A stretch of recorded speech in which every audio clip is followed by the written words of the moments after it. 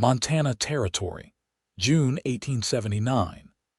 The gunshot cracked through the pines like a whip, chasing the echo of her ragged breath and the blood blooming across the side of her beige riding dress.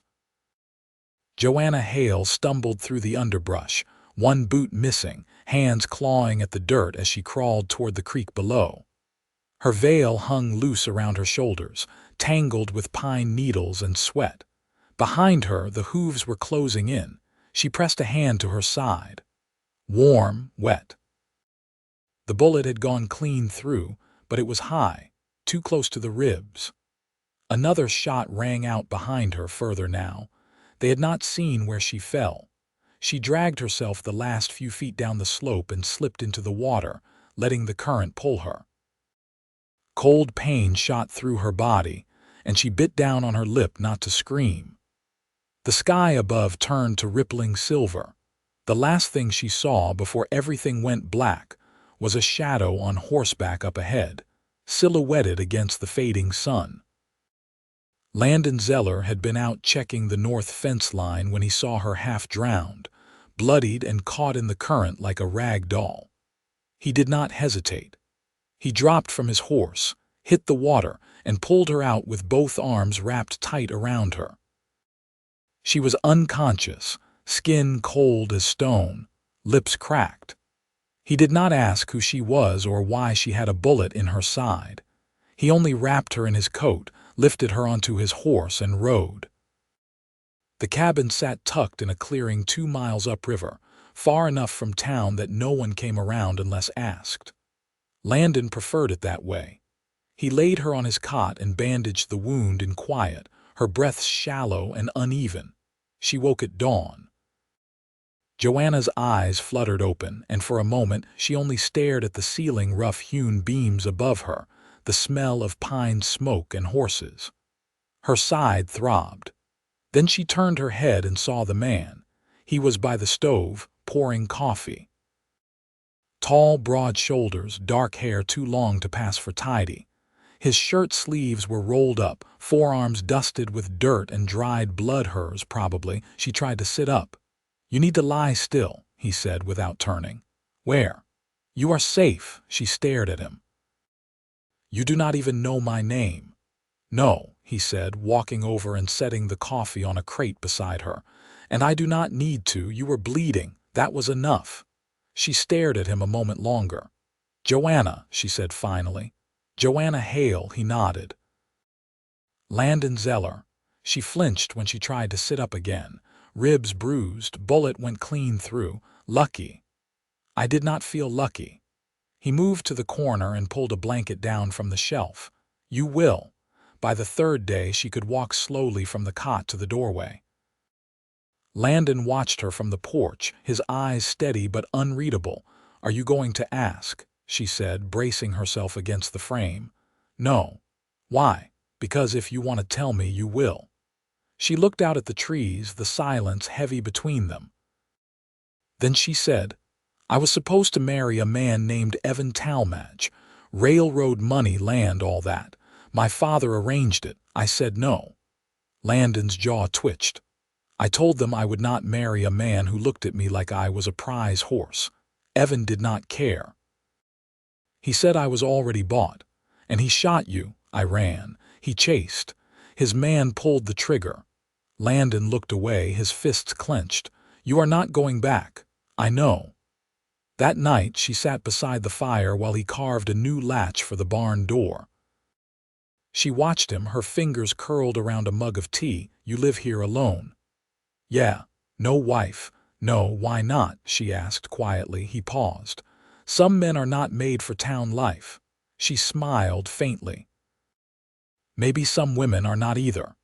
He looked over at her, and for the first time his eyes softened. A week passed.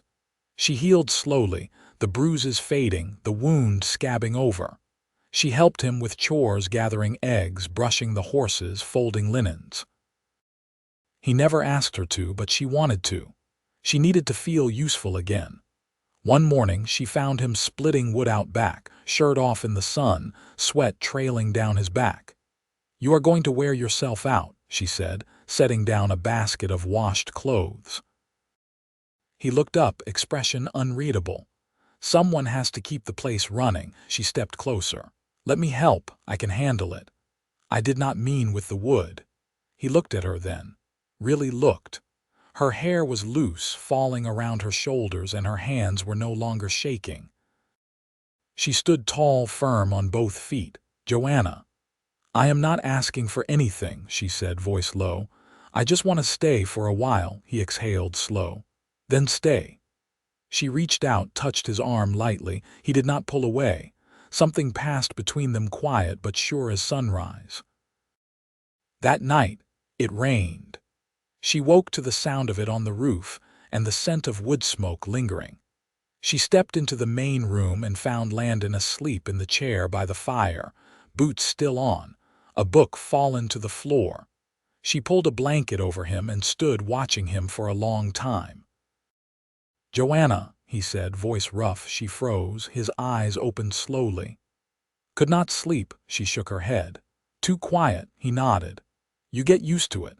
She hesitated, then sat on the floor beside his chair, knees pulled to her chest. I have not felt safe in a long time, she said. You are now. She looked up at him. Because of you, he reached down, touched her hand. She let him, neither of them said anything more. But she leaned her head against his knee and he let it stay there. The storm passed and the fire burned low, but neither of them moved.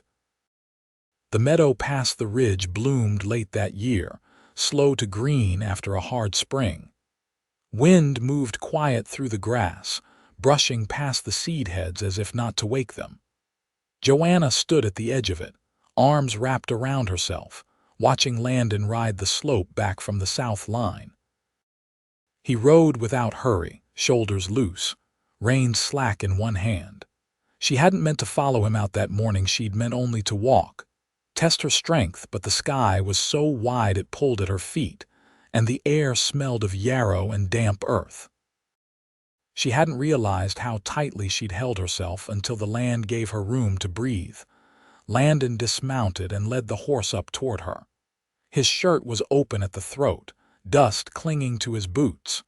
You should have waited, he said, not unkindly. I didn't know how far I'd gone. You're pale. I'm always pale.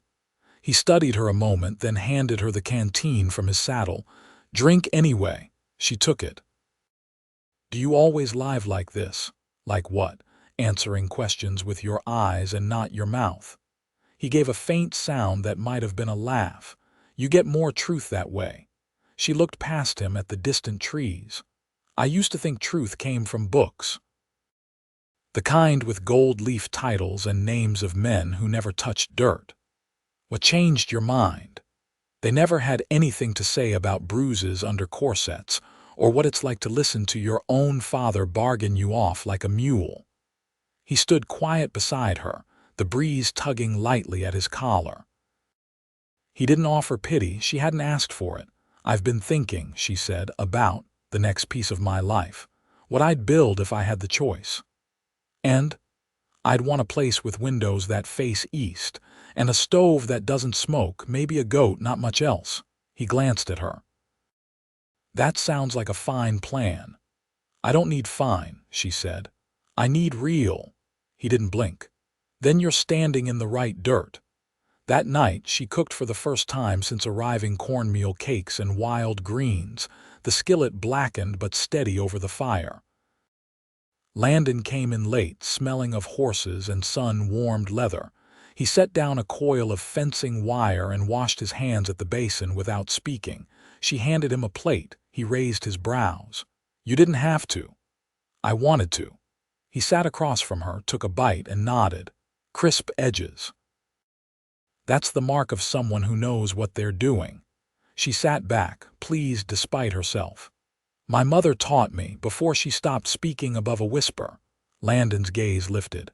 She's still alive. Somewhere near St. Louis, I haven't written. He didn't press. Instead, he passed her the last cake from his plate, and she took it without a word. The fire popped softly between them. Later, she lay awake listening to the coyotes calling far off. The cot creaked faintly as she shifted, restless. "Landon," she said, voice low. He didn't answer at first. Then from the dark, still awake, "Do you ever regret it?" "Regret what?" "Not turning me over to the lawmen or town gossip." He was quiet a long while. "Then, if I had, you'd be dead." She turned toward his cot across the room, barely able to see the outline of him. "But it's not just about what you didn't do, it's what you did. You took me in. I saw someone who needed help. You didn't even ask my name.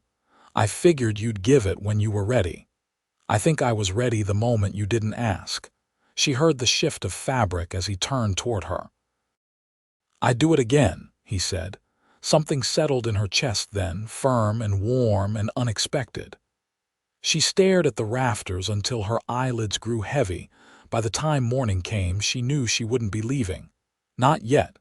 Maybe not ever. Once the ache in her side dulled enough that she no longer winced when she stood, Joanna began rising before the sun. She'd take the kettle from its hook and stoke the coals into flame, working in silence while Landon's breathing stayed slow in the corner. She liked the hush of those early hours, the soft scrape of tin on wood, the scent of damp earth drifting through the open window. One morning, as she was lifting the kettle to pour, Landon stirred behind her and said, "You always get up this early." "I did when I was younger." Before everything started to feel like it belonged to someone else. He sat up, brushing a hand over his face. "You ever miss it? The life from before?" Joanna didn't answer right away. She set 2 tin cups on the table and took her seat across from him. "I miss the parts that were mine. The library window seat. My mother's lace-making frame, but not the rest. Not the way people looked at me like I owed them something for being born to the right house." Landon nodded slowly. "Folks out here don't think much about that kind of thing. Dirt's dirt, no matter who's standing on it." She wrapped her hands around the cup. "Then maybe I'll stay standing here." That day she helped him mend harness leather out behind the shed. She sat cross-legged in the sun, working a needle through the worn strap while Landon re-riveted a buckle beside her. A pair of ravens circled overhead, their cries sharp against the pale sky. "You ever think about selling this place?" she asked, not looking up. "No, not even if it got hard." He flexed the leather between his hands, checking the give. "Hard's never been reason enough to quit." She smiled faintly. "Good answer." After supper, he showed her how to oil the rifle. They sat on the stoop under the first stars, barrel gleaming in the firelight. He passed her the rag and said, "You'll need to know how if you're staying." She worked in silence, fingers sure. "You trust me with it." "I trust you not to shoot me in my sleep." She glanced at him. "That's a low bar. It's a start." The next day she found him kneeling by the fence line, hands deep in the earth. A fox had dug under one of the posts and the wire had gone loose. Without a word, she knelt beside him and began packing stones into the gap. He looked over at her, sweat darkening the collar of his shirt. "You don't have to, I know." They worked until the sun was high, then rested in the shade of the cottonwoods. Joanna leaned back against the trunk, eyes closed, breathing slow. "Evan won't come this far," Landon said after a while. She opened her eyes. "You sound sure. Men like him don't follow a trail unless there's coin at the end of it." Joanna looked toward the ridge, the wind stirring her hair. "There's a part of me that keeps listening for hooves. Then we keep listening. But we don't stop living." She turned to him. "You always this steady," he considered that. "Only since you showed up." That night they shared the porch without words. The moon rose pale behind the trees and the air smelled of sage and river stone. Joanna leaned her head back against the post and whispered, "I used to think safety was something someone gave you." Landon didn't move. "And now, I think maybe it's something you make, together." He reached over then, slow as dusk, and took her hand. Their fingers laced quiet and natural, like they'd always meant to. She didn't pull away. The stars blinked above them, and for the first time in longer than she could name, Joanna exhaled without fear. By late July, the heat settled deep into the timber, thick enough to slow the flies and dry the creek to a trickle. Joanna tied her hair back with a strip of old calico and dug her hands into the garden bed that Landon had left fallow last year. The soil was hard, but it yielded under the spade once she found the rhythm. Her palms blistered, but she didn't stop. Landon came from the barn with a coil of rope over one shoulder and paused by the gate. "You plan on digging the whole territory?" She wiped her brow with the back of her wrist. "Figured I'd try my hand at stubborn things." He rested an arm across the top rail. "That spot floods come spring. Then I'll plant uphill." She kept working. He didn't offer to take the spade. That was something she liked about him. He never tried to take things from her hands, just let her hold them as long as she needed. "I was thinking," he said after a pause, "might head to the reservation come next week. Trading posts got seed and salt I could use." She looked up. "You want me to come?" His brow twitched. "If you think you're ready to ride that far." "I'm ready." They left before sunrise 5 days later, the horses moving steady along the ridge road. Joanna rode her bay mare with easy confidence, her spine straight, eyes steady on the horizon. She hadn't asked Landon where the horse came from. She'd found her saddled and waiting 2 mornings ago, with a worn sugar cube tucked in the saddlebag. The trail wound through low pine and dry scrub, the sun climbing fast behind them. They rode in silence most of the morning, pausing once to water the horses at a shallow stream. As they approached the agency land, distant figures moved slow along the hills, gatherers, maybe, or scouts. Joanna watched them until they slipped behind a rise. "You ever come out this way before?" she asked. "Twice a year, same as my father did. They trade fair. Better than town folk most days." "What did he trade?" "Tools, salt pork, once a fiddle." They reached the post by mid-afternoon. A few families lingered near the wooden structure, baskets of dry goods laid out under canvas awnings. Joanna stayed close at first, letting Landon speak in low tones to a Lakota man with gray braids and skin like carved bark. They spoke few words, but shook hands after. The man passed Landon a pouch of seed and a wrapped bundle of dried berries. As they turned to leave, Joanna touched his arm. "You didn't tell me you spoke their language." "I don't." "Not well, anyway. But he understood you." "Sometimes understanding doesn't need much talking." She nodded, watching the man disappear behind the tent flap. "What's his name?" "Calls himself Elk Walker. He's the one who told me which herbs to use when you were fevered." Joanna looked at him. "You rode out while I was unconscious." He met her gaze, quiet. "Didn't want to guess wrong." They camped near a narrow stream that night, the horses tied to a low branch, fire flickering low. Joanna stirred the beans in the pot while Landon cleaned his blade with a cloth dipped in creek water. "Do you ever worry someone'll recognize me?" she asked, not lifting her eyes from the pot. "Not from here. But maybe in town." He folded the cloth with care. "Then I don't take you into town." She turned toward him. "You won't always be able to keep me hidden." "No," he said. "But I can keep you safe." Joanna sat back on her heels, letting the heat from the fire warm her hands. "I don't want to live hiding." "You won't have to, not forever."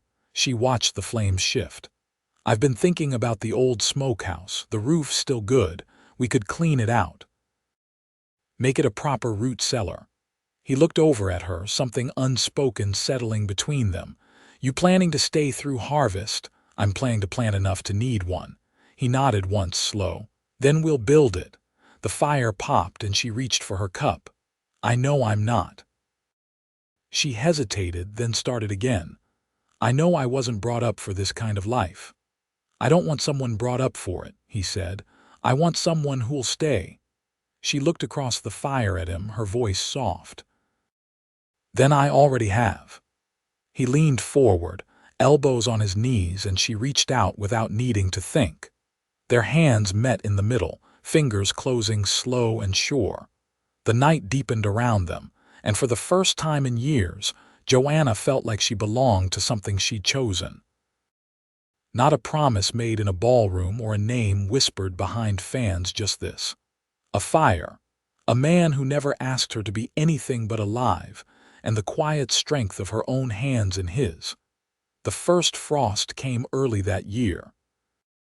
A thin, white skin clung to the porch railings, and the chickens huddled tighter in the coop. Joanna stepped outside, arms wrapped in one of Landon's old flannel shirts, and watched her breath rise in the gray morning. The garden rose had withered, but the baskets in the root cellar were full beets, onions, squash, the last of the carrots she'd pulled with dirt still clinging. The work was finished and the land had gone still. Landon was splitting kindling near the woodshed. Each movement was clean, practiced. He didn't look up when she crossed the yard, but she knew he heard her. She sat on the chopping block beside the stack, her knees brushing his coat each time he bent for another log. "I had a dream about my mother," she said quietly. He paused, axe still in hand. She was sitting on the back porch of our old house, sewing like she used to, but her hands were shaking. I tried to speak, but she just looked at me like she couldn't place my face. He lowered the axe, resting it on his boot. "You think she'd know what you've built here?" Joanna folded her hands in her lap. "Maybe not at first, but I think she'd see it in my face, that I made something of my own." Landon nodded, then reached for the bundle of twine and began tying the cut pieces. "You could write her." "I could," she said, "but I think I've said all I needed to, just not with ink." That afternoon, Landon led her to the back pasture, where a pair of cedar posts stood upright in the grass. Between them, a beam stretched flat, and beneath it, a square of earth had been cleared and leveled. "I thought we'd build here," he said, "if you still want that eastern window." She touched the post with her fingers, the wood smooth where he'd planed it. "You already measured it. I started last week. Figured you'd want to be part of the raising." Joanna looked at him, her eyes catching the low sun. "What kind of house would we build?" he shrugged, watching her. "One with a wide kitchen, a door that doesn't stick. Maybe a porch where we can sit when it rains. And a room big enough for a cradle." He blinked slowly. "Are you saying what I think?" "I am." Landon stepped forward, close enough that she could feel the warmth of him in the chill air. He rested his hand on her shoulder, then let it slide down her arm until their fingers touched. "How long have you known?" "A week. Maybe more. I wanted to be sure." He lifted her hand and pressed it to his chest. His voice was steady but low. "Then we start now. Building something that belongs to all three of us." A few days later, while the sun hung low and golden through the trees, Landon hitched the wagon and they drove into town. Joanna wore a wool dress she'd mended herself, and Landon had shaved for the first time in a week. They went straight to the circuit judge, a man with ink-stained cuffs and a voice like gravel, and spoke their vows without delay. No guests, no fanfare. Just Landon's fingers firm around hers and her voice clear when she said, "Yes." Outside the courthouse, she leaned into his side as they walked back to the wagon. "You didn't ask if I wanted a ring." "I didn't have one, but I've got an old silver button from my father's coat. Could thread it on a string." She smiled. "That'll do." They returned home before dusk. Landon carried her over the cabin threshold with a laugh in his chest and a kiss pressed to her temple. That night they lay in the cot with candles burning low and the wind soft outside. Joanna ran her hand along his jaw, her voice no louder than breath. "You make me feel like I was never broken." He brushed his thumb across her cheek. "You weren't. You were just waiting to grow wild." She curled against him, and he pulled the quilt over them both. No shadows lingered in the corners, no fear clawed at sleep. The quiet wrapped around them like a promise. Years passed. The house rose with cedar beams and hand-hewn stone, each board nailed with care. The cradle rocked beneath the eastern window, and the porch held the weight of 2 chairs and the laughter of a child chasing chickens through the yard. They weathered storms, repaired lost shingles, planted deeper roots each season. Landon taught their daughter how to carve a whistle from pine. Joanna taught her to read by lamplight, tracing each letter with the same sure fingers that once stitched broken skin. Love was not spoken often, but it lived in the way boots were pulled close to the fire, in the nightly cups of tea, in the quiet kiss at the barn door. And when the girl grew strong enough to fetch eggs on her own, Joanna stood by the fence, her hand resting in Landon's, watching the sun spill across the ridge. "You still glad you didn't ask my name?" she said. He smiled, slow and deep. "I'm glad you gave it to me anyway." They stood there as the light stretched long across the field, shoulder to shoulder, hearts steady. And the land held them, quiet and enduring as if it had always known they'd come home.